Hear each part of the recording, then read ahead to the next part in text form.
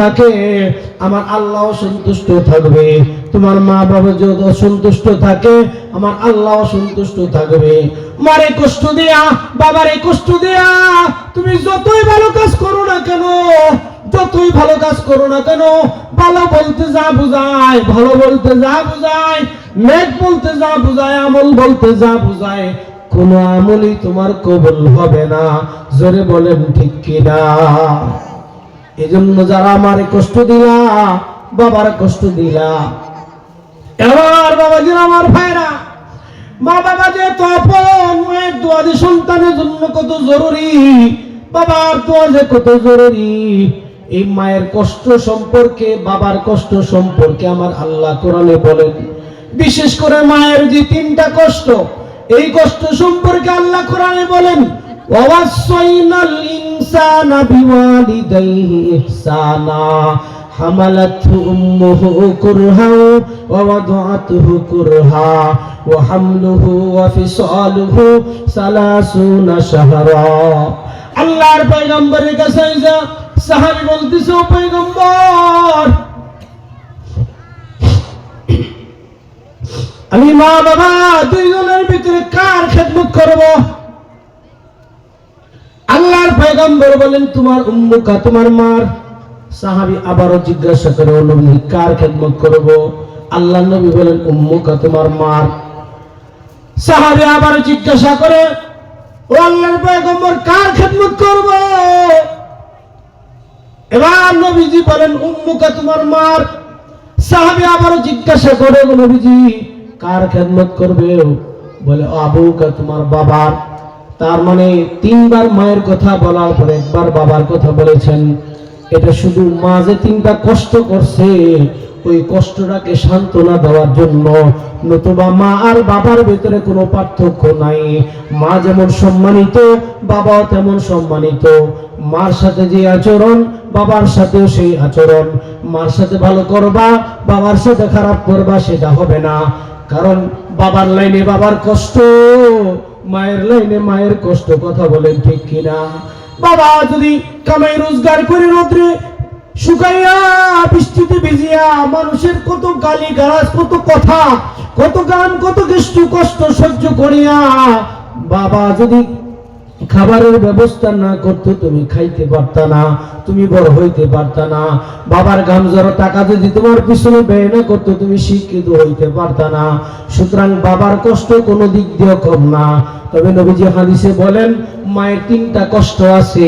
মাকে সান্ত্বনা দেওয়ার জন্য আল্লাহ পাক রব্বুল আলামিন কোরআনে পাকের ভিতরে মায়ের কষ্টগুলা তুলে ধরেছেন। আল্লাহ বলেন, ওয়াসাইনাল ইনসানা বিওয়ালিদাইহি ইহসানা, তোমরা মা বাবার সাথে ভালো ব্যবহার করো, সৎ আচরণ করো। এখন আল্লাহ পাক রব্বুল আলামিন মায়ের তিনটা কষ্ট উল্লেখ করেন। আল্লাহ বলেন, হামালাতহু উম্মুহু, তোমার মা তোমাকে কষ্ট করে, কষ্টের পর কষ্ট করে তোমাকে গর্ভে ধারণ করছে। হামালাতহু উম্মুহু কুরহা ওয়া ওয়াদাআতহু কুরহা, কষ্টের পর কষ্ট করে তোমাকে গর্ভ ধারণ করেছে, কষ্টের পর কষ্ট করে তোমাকে ভূমিষ্ঠ করেছে। পেটে রাখার একটা কষ্ট আছে না নাই? ভূমিষ্ঠ হওয়ার ভিতরে একটা কষ্ট আছে না নাই?